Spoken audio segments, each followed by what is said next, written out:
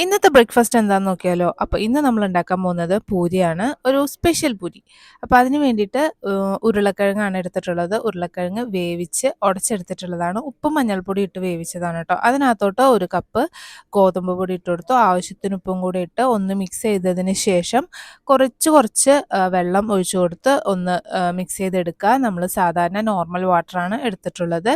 അപ്പോൾ അതൊന്ന് കുഴച്ചെടുത്തതിന് ശേഷം അല്പം ഓയിലും കൂടെ ഒഴിച്ച് ഒന്നുകൂടെ ഒന്ന് മിക്സ് ചെയ്തിട്ട് ഒരു കുറച്ച് വലിയ ബോളാക്കി എടുത്തിട്ട് വലിയ രീതിക്ക് തന്നെ നമ്മളൊന്ന് പരത്തിയെടുത്ത് അത് കട്ട് ചെയ്തിട്ടാണ് ഞാൻ എടുത്തിട്ടുള്ളത്. കാരണം ഉരുളക്കിഴങ്ങ് ഇട്ടിട്ടുള്ളത് കൊണ്ട് ഭയങ്കര സോഫ്റ്റ് ആയിരിക്കും ട്ടോ. അപ്പോൾ നമുക്ക് കുറച്ച് പരത്താൻ വേണ്ടിയിട്ട് ഇച്ചിരി പാടാണ്. അപ്പോൾ അതുകൊണ്ട് ഒറ്റയടിക്ക് പരത്തി കട്ട് ചെയ്തിട്ടാണ് എടുത്തിട്ടുള്ളത്. അപ്പോൾ ചൂടായ എണ്ണയിലോട്ട് ഇട്ടിട്ട് നല്ലപോലെ ഒന്ന് അപ്പുറം ഇപ്പുറം ഒന്ന് ഫ്രൈ ചെയ്തെടുത്ത് കഴിഞ്ഞാൽ നമ്മുടെ സൂപ്പർ പൂരി ഇവിടെ റെഡി ആയിട്ട് കിട്ടും. സൂപ്പർ ടേസ്റ്റാണ്. ട്രൈ ചെയ്ത് നോക്കാം ട്ടോ. Thank you.